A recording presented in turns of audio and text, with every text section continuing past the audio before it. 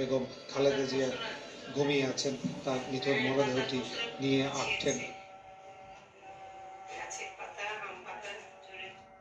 প্রধানমন্ত্রী ছিলেন। এবং তার যে শাসনামল, সেই শাসনামলে আমরা দেখেছি যে বাংলাদেশের বিভিন্ন কোনো কিছুর সাথে কোনো অসঙ্গতি বা কোনো কিছুর সাথে তিনি আপোষ করেননি, এবং তিনি এই আপোষহীন হওয়ার কারণে তার জীবনে কিন্তু কাটিয়ে দিয়ে গেছেন। শেষ সময়ে তিনি অনেকটা একা হয়ে পড়েছিলেন।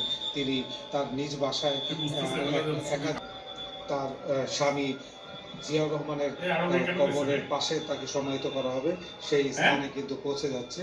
আর এই কিছুক্ষণ আগে যেটা বললাম যে সেনাবাহিনী থেকে শুরু করে রাষ্ট্রীয় যেসব সিনিয়র কর্মকর্তা দেখতে পাচ্ছি ভিআইপি প্রোটোকলে কিন্তু বিজয় সরণি দিয়ে তারা বের হচ্ছেন। এবং আমি যদি দেখাই তাহলে দেখবেন যে এখানে বিজিবি প্রধান, সেনা প্রধান, এসএসএফ, সিএসএফ থেকে শুরু করে বিভিন্ন কূটনৈতিক যারা কূটনৈতিক নেতৃবৃন্দ আছেন এবং বিভিন্ন দূতাবাসের কর্মকর্তারা সবাই কিন্তু বেরিয়ে যাচ্ছেন। তারা বেগম খালেদা জিয়ার সম্মানে এসেছিলেন এবং বিভিন্ন দেশ থেকে, পাকিস্তান থেকে, ভারত থেকে কিন্তু অনেকে এসেছেন তার সম্মানের জন্য। একই সাথে আমরা যুক্তরাষ্ট্র, যুক্তরাজ্য, নেপাল, শ্রীলঙ্কা, ভুটান, মালয়েশিয়া সহ অধিকাংশ দেশের রাষ্ট্রদূতদের গাড়ি আমরা দেখেছি ভিতরে প্রবেশ করতে, এবং উপদেষ্টা মণ্ডলীর সদস্যদের।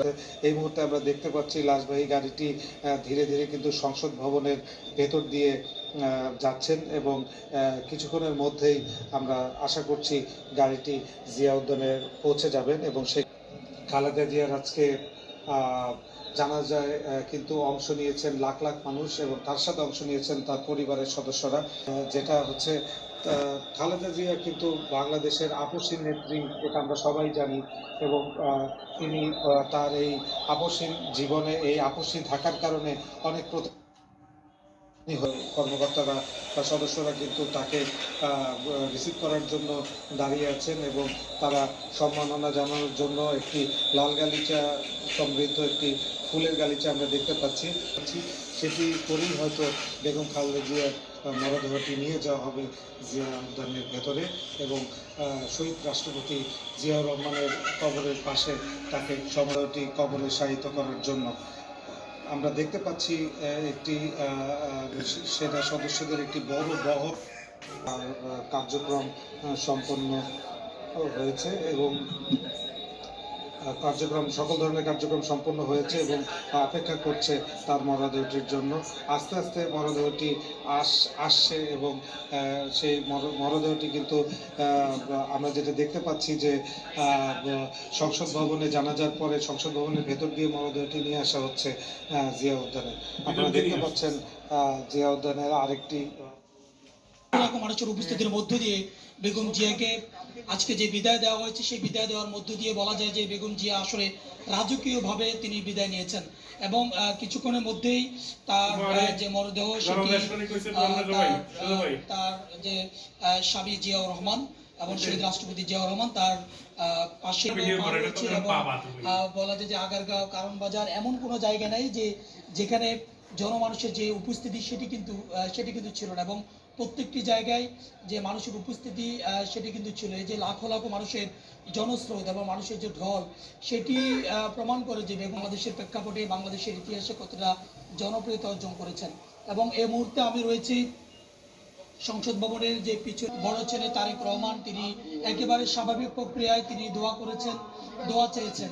তিনি বলেছেন তার মা যদি কোনো ঋণগ্রস্ত হয়ে থাকে, কারো থেকে ঋণ, কেউ যদি তার মায়ের কাছ থেকে কোনো টাকা পয়সা বা যে কোনো ধরনের ঋণ পেয়ে থাকে, সেটি যেন তার কাছ থেকে চাওয়া হয়, তাহলে তিনি সেটি পরিশোধ করবেন। এবং এর পাশাপাশি তিনি দোয়া চেয়েছেন। একেবারে বলা যায় যে সংক্ষিপ্তভাবে তিনি বক্তব্য রেখেছেন, এবং স্বাভাবিকভাবে গ্রাম অঞ্চলে, এবং যে বেগম জিয়া জন্মগ্রহণ করেন এবং এরপর তিনি 79 বছর তিনি কাটিয়েছেন এই বাংলাদেশের মানুষের মাঝে।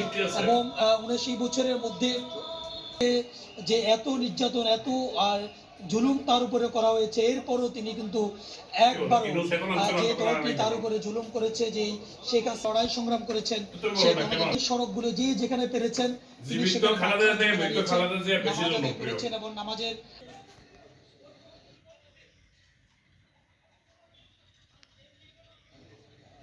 উপদেষ্টা আমি মালেক, তারেক রহমান উপদেষ্টা মাহাদি আমিন, বিভিন্ন পর্যায়ের নেতাদেরকে দেখতে পাচ্ছি, যদিও শুধুমাত্র স্থায়ী কর্মী, সাবেক রাষ্ট্রপতি, স্বাধীনতার অন্যতম সেক্টর কমান্ডার বীর উত্তম জিয়া রহমানের ঠিক বামসি তাকে সম্মানিত করা হবে। গতকাল রাত থেকেই সেখানে দফা সাল ধরে উৎপাদন করে আসছে দেশের 100% পরিশোধিত সর্বোচ্চ মানসম্পন্ন স্টিল একেএস 100% রিফাইন্ড স্টিল। তিনি আজকে কয়েক দফে এসেছিলেন যাবতীয় কার্যক্রম পর্যবেক্ষণ করার জন্য, এবং সেই সঙ্গে আসিফ নজরুল তিনিও ভিতরে প্রবেশ করেছেন কিছুক্ষণ আগে। এই দিনটি বিএনপি নেতাদের জন্য নয়, বিএনপির জন্য নয়, গোটা বাংলাদেশের জন্য আসলে বিষণ্ণ, খারাপ, মন খারাপ। তো বাংলাদেশের জন্য একটি দুঃসংবাদ। বাংলাদেশের মানুষ কার্যক্রম যখন শুরু হয়েছে, তফসিল মনোনয়ন দাখিল যখন শেষ হয়েছে, তখনই সৃষ্টিকর্তা ডাকে সাড়া দিয়ে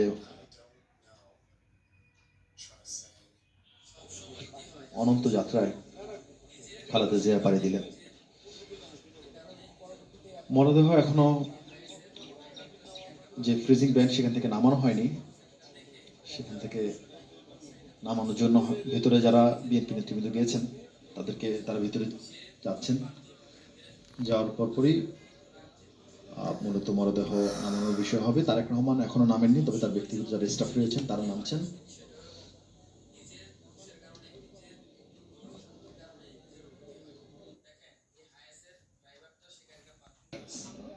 যারা ভাইয়ের বউ তারাও আছেন, জুবাইদুর রহমানকেও দেখতে পাচ্ছি, তিনি গাড়ি থেকে নামছেন। ডাক্তার জুবাইদুর রহমান খালেদা জিয়ার বিশ্বস্ত একজন মানুষ ছিলেন, শুধু পুত্রবধূ নয়, সেই সম্পর্ক ছাপিয়ে নিজের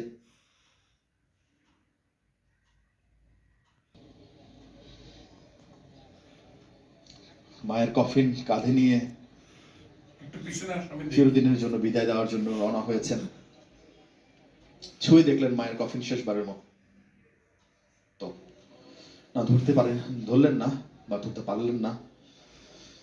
তারেক রহমান, আরাফাত রহমান কোকো, তারেক রহমান,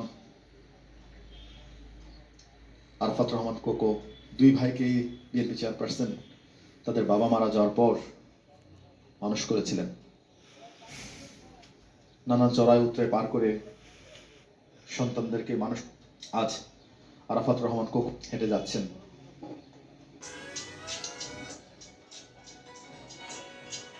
সাথে পরিবারের সদস্যরা রয়েছেন, মেয়ে জায়মা রহমান রয়েছেন। 2002 সালে মূলত জিয়া রহমানের যে সমাধিস্থল সেটি নতুন করে সাজানো হয়, সেই জায়গায় তাকে দাফন করা হবে। মরদেহ গ্রহণ করছেন রাষ্ট্রীয় মর্যাদায়,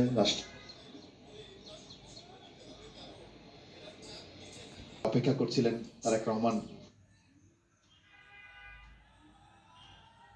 যাবেন, ঢাকার বাইরে যাবেন, বলে তো বাসে খালেদা জিয়া ওরা তারেক রহমান সহ পরিবার বর্গের বা বেগম জিয়ার আত্মীয় স্বজন তারাও কিন্তু যাচ্ছেন, সেই দৃশ্যই কিন্তু আমরা দেখতে পাচ্ছি।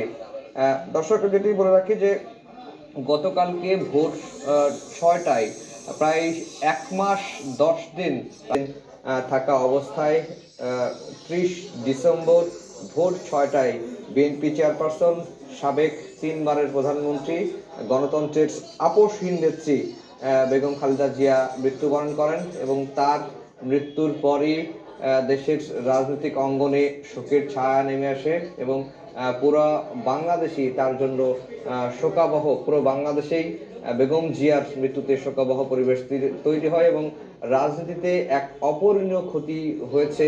এই বক্তব্যগুলোই কিন্তু রাজনৈতিক দলের নেতৃত্বরা বলে আসছেন। বেগম খালেদা জিয়ার সবচেয়ে বড় যে গুণ ছিল সেটি হচ্ছে যে তিনি সংগ্রাম করে গেছেন, তিনি সাহস, দেশপ্রেম, সততা, নিষ্ঠা, শিষ্টাচারের এক অনন্য উদাহরণ তিনি তৈরি করে গেছেন। দেশের মানুষই ছিলেন বেগম খালেদা জিয়ার পরিবার, অস্তিত্ব এবং আপসহীন অভিযাত্রার সমাপ্তি আজকে হলো। দেশের মাটি মানুষের সঙ্গে তার যে গড়ে ওঠা নিবিড় বন্ধন সেটি ছিন্ন হলো। তার রেখে যাওয়া আদর্শ ধারণ করেই বাংলাদেশ জাতীয়তাবাদী দল পথ চলবে, এমনটি কিন্তু প্রত্যাশা করা হচ্ছে। 3 দিনের রাষ্ট্রীয় শোক চলছে।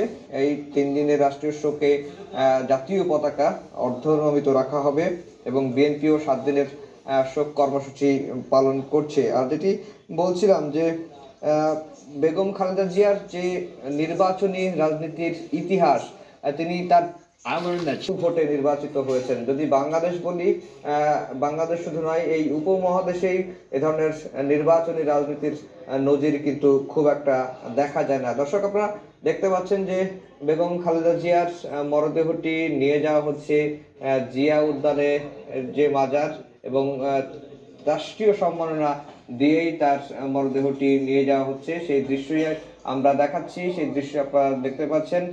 একই সঙ্গে আপনারা দেখতে পাচ্ছেন যে বেগম খালেদা জিয়ার পরিবারের অন্য সদস্যরা তার দাফন কার্য সম্পন্নের ভিতটা শক্তিশালী হতে শুরু করে এবং 1996 পরে 2001 সালে যখন বিএনপি আবারও ক্ষমতায় আসে বিপুল সংখ্যাগরিষ্ঠতা নিয়ে, অর্থাৎ সংসদের যেটি বলা যায় 2/3 মেজরিটি নিয়ে যখন বিএনপি আবারও ক্ষমতায় আসে, তখন অবশ্য অন্যান্য আমরা অনেকবার গিয়েছিলাম না এই চন্দ্রিমা উদ্যানে জিয়ার মাজারে। সেবার ক্ষমতায় এসে বিএনপি রাষ্ট্র গঠনের দিকে এবং অর্থনৈতিক ভিত মজবুত করার দিকে সবচেয়ে বেশি মনোনিবেশ করে এবং তখনকার যে রাজনৈতিক পরিবেশ ছিল কিছুটা পরমত সহিংস রাজনীতি ছিল।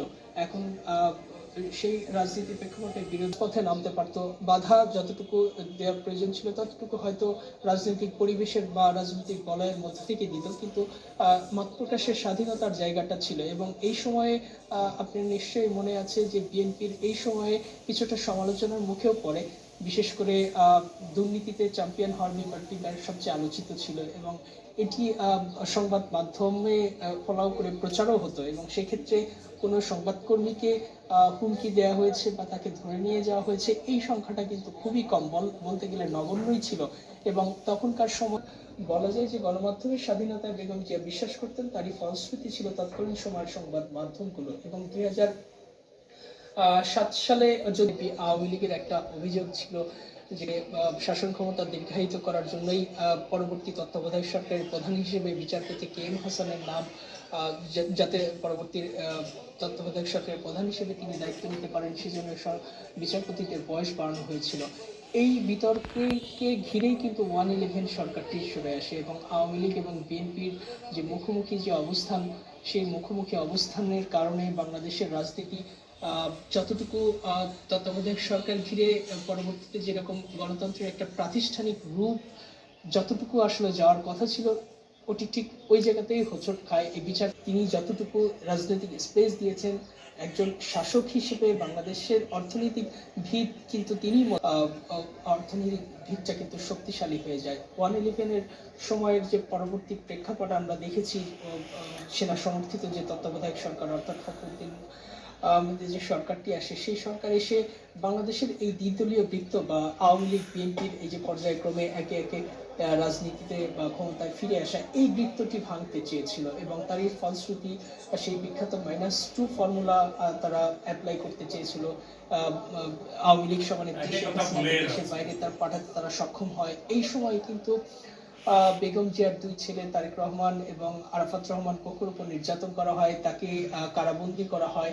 কারাবন্দী করার পরেও তিনি ভেঙে পড়েননি এবং অতীতে যেরকম লড়াই সংগ্রাম বা আন্দোলনে তিনি যেরকম আপসহীন মনোভাব দেখিয়েছেন, ঠিক একই রকম 111-এর সময়ও কিন্তু তিনি আপসহীন মনোভাব দেখিয়েছেন এবং তিনি বলছিলেন যে তৎকালীন সরকারকে কোনোভাবেই তিনি দেশ ছেড়ে যাবেন না। এবং শেষ পর্যন্ত তার কনসার্ন নিয়েই তাদেরকে দেশের হলো। তারপরে তিনি কোনো আপোষকামিতার মধ্যে যাননি, যার ফলশ্রুতি আমরা দেখেছি 22 আগস্ট 2008 সালে যেভাবে ঢাকা বিশ্ববিদ্যালয়ে আন্দোলনের সূত্রপাত হয়েছিল এবং এর পরবর্তীতে সেই আন্দোলন থেকে তত্ত্বাবধায়ক সরকারের তখনকার সরকার আসলে বুঝতে পেরেছিল বাংলাদেশের রাজনীতি থেকে আসলে কখনো -2 ফর্মুলা সেটি সম্ভব নয় এবং তারা নির্বাচন দিতে বাধ্য হয়েছিল এবং সেই গণতন্ত্রের স্বার্থে তিনি সেই নির্বাচন মেনে নিয়েছেন এবং তারই ফলশ্রুতি দীর্ঘ আওয়ামী লীগ ক্ষমতায় আসার পর দীর্ঘ সময়ের জন্য একটা ফ্যাসিবাদী শাসনের দিকে পতিত হয় এবং 2014 সালে বিনা প্রতিদ্বন্দ্বিতায় আওয়ামী লীগের 154 জন নির্বাচিত হয় 2014 উঠলেন, কিন্তু তার নিথর দেহ উঠল এবং শেষ যাত্রার যে আনুষ্ঠানিকতা, সেই আনুষ্ঠানিকতা আমরা অবলোকন করছি, গোটা জাতি প্রত্যক্ষ করছে। আমাদের টেলিভিশনের পর্দায় আপনারা দেখতে পাচ্ছেন। আমরা সাবেক প্রেসিডেন্ট জিয়াউর রহমানের সমাধিস্থলের পাশে তিনি শায়িত হবেন, সাবেক প্রধানমন্ত্রী বেগম খালেদা জিয়া শায়িত হবেন বলে খবর প্রচার করে আসছি।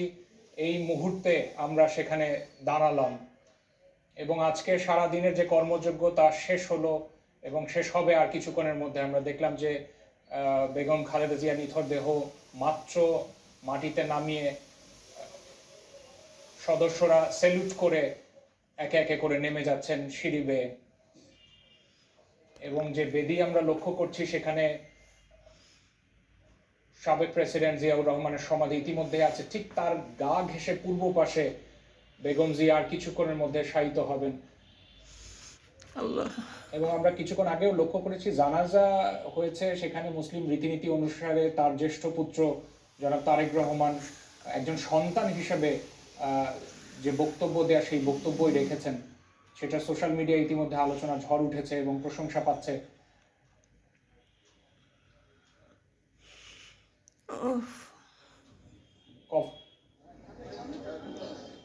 পরিবারের সদস্য আমরা দেখতে পাচ্ছি জনাব তারেক রহমান সন্তান হিসেবে মার কবরে প্রথম ব্যক্তি হিসেবে তিনি কবরে নামলেন এবং পরিবারের একেবারে গুরুত্বপূর্ণ ব্যক্তি বা খুবই কাছের যারা তারা আস্তে আস্তে করে ধরে এই কফিনকে নামিয়ে আনছেন কবরস্থানে, যে কবর খোঁড়া হয়েছে বাংলাদেশে 3 বারের নির্বাচিত সাবেক প্রধানমন্ত্রীর জন্য কফিনটি খোলা হলো।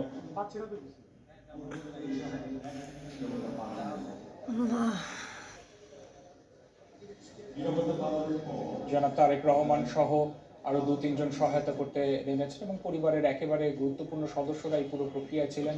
জনাব তারেক রহমান নিজে কবরস্থানে নেমেছেন। আপনারা জানেন যে মুসলিম রীতিনীতি অনুযায়ী যেভাবে প্রক্রিয়া করা দরকার, বেগম জিয়ার মরদেহ নামানো হচ্ছে খুব ধীর গতিতে, সাদা কাপড় নামানো, যেভাবে তিনি আসার কথা ঠিক সেভাবেই আসলেন, আস্তে আস্তে করে নামিয়ে নেওয়া হচ্ছে এবং সবার চোখের আড়ালে চলে যাচ্ছেন একরকম এবং এটাই শেষ দেখা, এটাই শেষবারের মতো বেগম জিয়ার নিথর দেহ সবাই একবার করে অবলোকন করছেন, টেলিভিশনের পর্দায় দেখছেন এবং ধীর গতিতে বেগম জিয়ার নিথর দেহ কবরে শায়িত করা হলো। কাপড় দিয়ে ঢেকে দেওয়া হচ্ছে, সেখানে সাদা কাপড় আমরা লক্ষ্য করছি যে প্রক্রিয়া শেষ করে যেভাবে করা উচিত সেভাবেই আর দলের পতাকা হয়তো বিছিয়ে দিয়ে সেটা দিয়ে ঢেকে দেওয়া হবে। এখানেও রীতির ব্যাপার আছে, যেহেতু একজন নারীকে কবরস্থ করতে গেলে কাপড় দিয়ে ঢেকে রাখতে হয়, সেখানে সেভাবেই করে কাপড় দিয়ে ঢেকে দেওয়া হচ্ছে। এখানে সাদা কাপড়ের অস্তিত্ব যেমন রয়েছে তার দলের যে অস্তিত্ব, দলের যে দলীয় পতাকা সেখানে, এবং একদম সকাল থেকে শুরু করে আমরা দেখেছি যে বাংলাদেশের জাতীয় পতাকায় মোড়ানো ছিল পুরো গাড়িবহর এবং যখন মরদেহ নেওয়া হয়েছে সেই মরদেহ বাংলাদেশের পতাকায় মোড়ানো ছিল।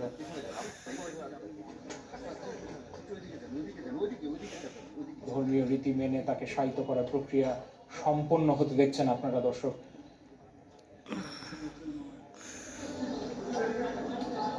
আমরা লক্ষ্য করছি সেখানে দোয়া পাঠের জন্য ইতিমধ্যে দায়িত্বরত ব্যক্তি তিনি উপস্থিত হয়েছেন। আর এছাড়া রাষ্ট্রীয় মর্যাদা দেওয়ার জন্য যেই কর্মী যেই ব্যক্তিবর্গের উপস্থিতি প্রয়োজন বা জরুরি, তারা সবাই উপস্থিত রয়েছেন এবং বিএনপির ভারপ্রাপ্ত চেয়ারম্যান তারেক রহমান সন্তান হিসেবে তার মাকে শায়িত করার জন্য তিনি এই মুহূর্তে খোঁড়া কবরে অবস্থান করছেন, সেখানে মাটি খুঁড়েছেন। এর আগেই আজ আমরা লক্ষ্য করেছি যে প্রস্তুতি সম্পন্ন করা হয়েছে এবং দায়িত্বরত ব্যক্তি যারা রয়েছেন তারা দেখার চেষ্টা করছেন যে সব ঠিকঠাকভাবে এগোচ্ছে কিনা। এখন পর্যন্ত পরিকল্পনা অনুযায়ী ধর্মীয় ভাবগাম্ভীর্য রেখে রাষ্ট্রীয় মর্যাদায় এই পুরো প্রক্রিয়া সম্পন্ন হচ্ছে। অগণিত সাধারণ মানুষ, দলের নেতাকর্মী তারা জানাজায় অংশ নিয়েছেন এবং তারা তাদের পছন্দের রাজনৈতিক ব্যক্তিত্ব বা বাংলাদেশকে যিনি ধারণ করেছেন, বহন করেছেন, 3 বারের প্রধানমন্ত্রী হিসেবে পরিচয় দিয়েছেন, তার জন্য দোয়া করেছেন। যে যেখান থেকে পেরেছেন, আমরা লক্ষ্য করেছি যে জোহরের নামাজ সড়কে যেখান পর্যন্ত উপস্থিত হতে পেরেছেন সেখানেই নামাজ আদায় করেন এবং জানাজার জন্য অংশগ্রহণ করেন, জানাজার জন্য অপেক্ষা করেন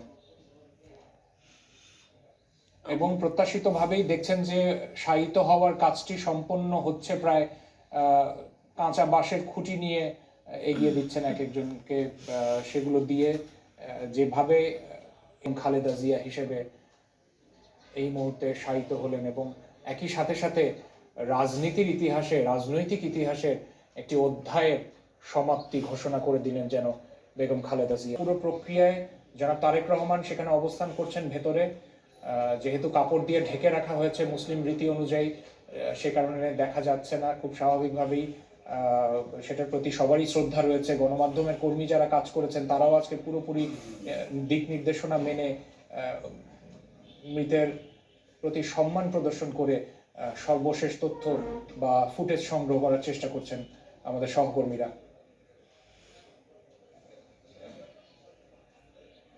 দূর থেকে তার শুভাকাঙ্ক্ষী, তার পরিবারের ব্যক্তিবর্গ, অতি আপনজন, নিকটজন, তারা দূর থেকে কিছুক্ষণের মধ্যে হয়তো প্রার্থনা করবেন এবং তারা প্রার্থনা করছেন। জনাব তারেক রহমান উঠে আসছেন, আমরা লক্ষ্য করছি জনাব তারেক রহমান উঠে আসছেন এবং খুব স্বাভাবিকভাবে সন্তান হিসেবে মাটির এক দলা হলেও মাটি দেন, তারপরে বাকি পুরো প্রক্রিয়া নিশ্চয়ই শেষ করবেন যারা দায়িত্বরত রয়েছেন। তিনি মাত্র উঠে আসলেন সাদা শার্ট পরে, একেবারেই শান্ত। সকালবেলা আমরা লক্ষ্য করেছি যে মায়ের কফিনের পাশে বসে তিনি দোয়া দরুদ পাঠ করছিলেন, কুরআনের কয়েকটি আয়াত আওড়ে নিয়েছেন, নিশ্চয়ই তার মার জন্য, সদ্য প্রয়াত মা। তাকে আবেগ আপ্লুত হতে দেখছি আমরা। যেভাবে করা হয় সেভাবেই সমাধিস্থ করার কাজটি সম্পন্ন হবে। বাংলাদেশের রাজনীতিতে যারা বিএনপির রাজনীতি করেন, মানেন, জানেন, তাদের জন্য এই জায়গা আরো বেশি আবেগের হয়ে গেল আজ থেকে। কেননা তারা সাবেক প্রেসিডেন্ট জিয়াউর রহমানের সমাধি জেনে তারা এতদিন আসতেন, তারা তার জন্য প্রার্থনা করতে আসতেন, কবর জিয়ারত করতে আসতেন। আজ থেকে তার যোগ্য স্ত্রী বেগম জিয়া তিনিও শায়িত হলেন। আমরা লক্ষ্য করছি যে প্রক্রিয়া অনুযায়ী আনুষ্ঠানিকতা যেটা বলে, ধর্মীয় রীতি যেটা বলে, সেভাবে করেই মুঠমুঠ করে মাটি দিয়ে পুরো কবরে ছড়িয়ে দেওয়ার চেষ্টা করছেন। তার মাকে শেষ বিদায় জানানোর যে প্রক্রিয়া, যে আনুষ্ঠানিকতা, যেটা কোনো সন্তানই চাইবেন না তারপরও করতে হয়, সেই প্রক্রিয়া অনুসরণ করছেন জনাব তারেক রহমান।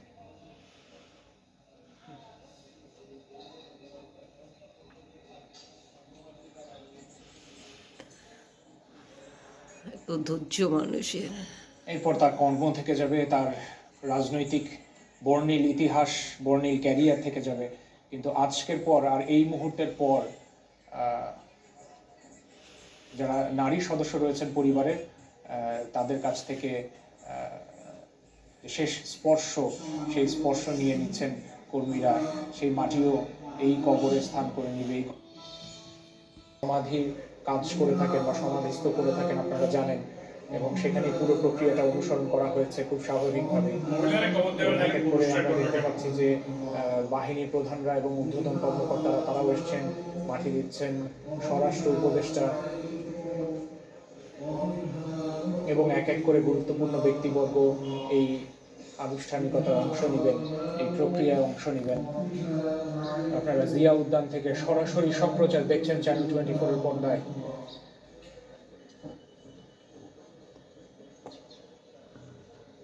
ডাক্তার জাহিদ মালিক সারাক্ষণ ছিল। না জানে কত মানুষ এখন এই জিয়া উদ্যানের বাইরে অধীর আগ্রহে অপেক্ষা করছেন, তারা আবেগ আপ্লুত। তারা কিছুক্ষণ আগে জানাজায় অংশ নিয়েছেন। আমরা বিএনপি মহাসচিব মির্জা ফখরুল ইসলামকে দেখতে পাচ্ছি। বেগম জিয়ার অনেক কবর দিয়ে ফেলছে। সমাধিস্থল ইতিমধ্যে বাঁশের চাটাই রাষ্ট্রীয় মর্যাদায় নিয়োজিত যে কর্মীরা, তাদেরকে আপনারা তৎপর অবস্থায় দেখতে পাচ্ছেন। কিছুক্ষণের মধ্যে নিশ্চয়ই তারা তাদের প্রক্রিয়াও সম্পন্ন করবেন। তার আগে একজন মানুষকে বিদায় দিতে, একজন মাকে বিদায় দিতে যা করণীয় তা করছেন তার জ্যেষ্ঠ পুত্র জনাব তারেক রহমান। এর আগে তিনি তার পিতাকে হারিয়েছেন তার একমাত্র ভাইকে। পরিবারে বলতে গেলে একমাত্র তিনি জ্যেষ্ঠ পুত্র, তিনি থেকে গেলেন এই পৃথিবীতে, এবং দলের যে নেতাকর্মী, যে কর্মীরা রয়েছেন, যারা সুরক্ষা সবাইকে তোমাদের আবেগ নিয়ে তারা রাজনীতি করে।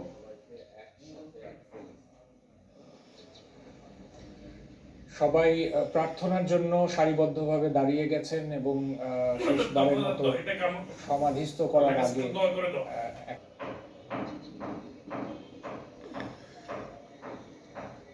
এবং পরিবারের অভিভাবক বলতে যা বুঝে গাজী, মানে জনাব তারেক রহমান।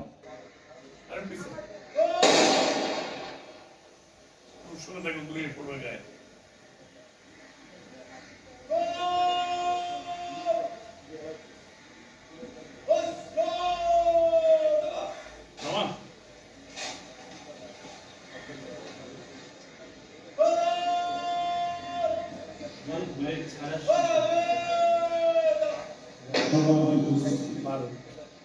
এবার প্রশস্ত করলাম প্রথমে মহামান্য রাষ্ট্রপতি ভবন প্রশস্ত অর্জন করবে মহামান্য রাষ্ট্রপতি সমাবেশ।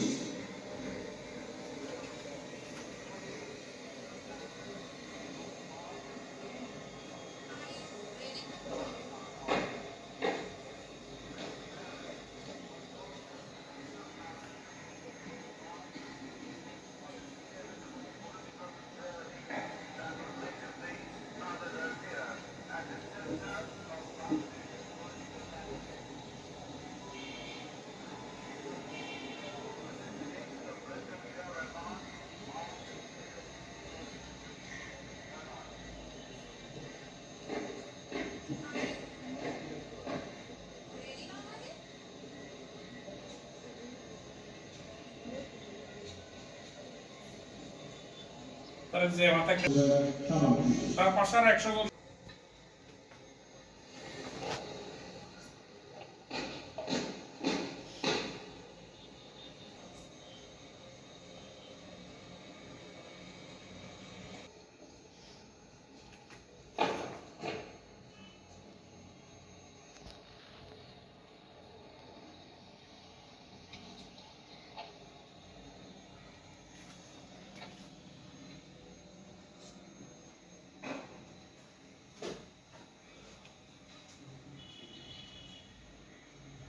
সার্চলাইটের অনুসন্ধানে সরকারি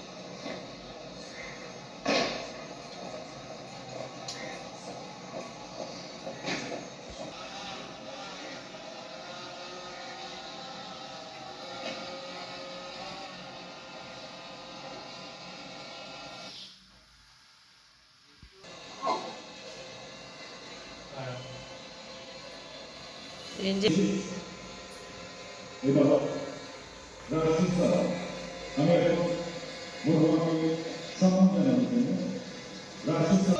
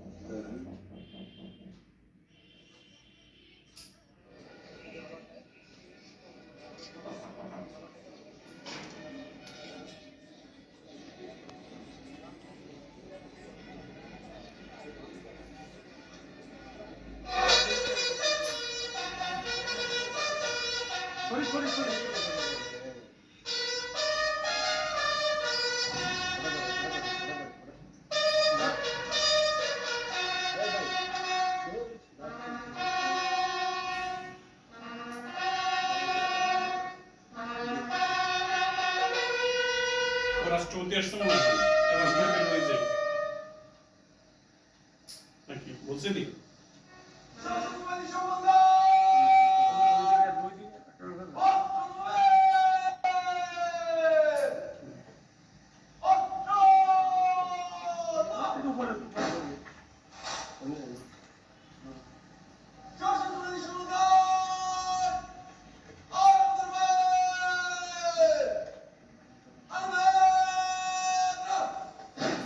সম্মানিত উপস্থিতি আমি এখন ধর্মীয় পরামর্শদানকারী কর্মকর্তা আবু জোরাব হোসেন আমাকে মনোযোগ পরিচালনার জন্য অনুরোধ করছি।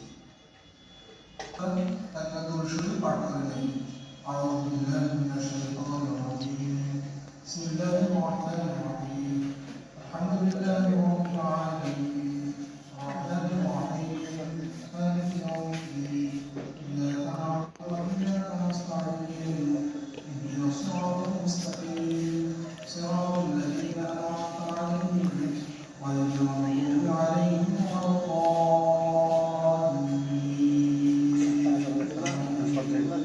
بسم الله الرحمن الرحيم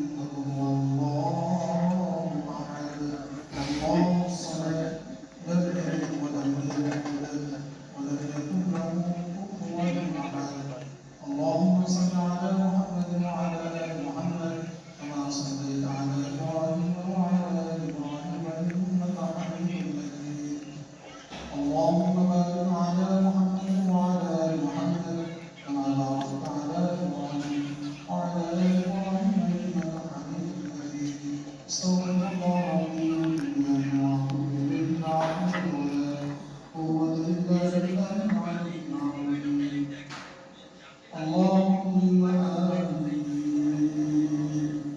الحمد لله رب العالمين والصلاة والسلام على رسول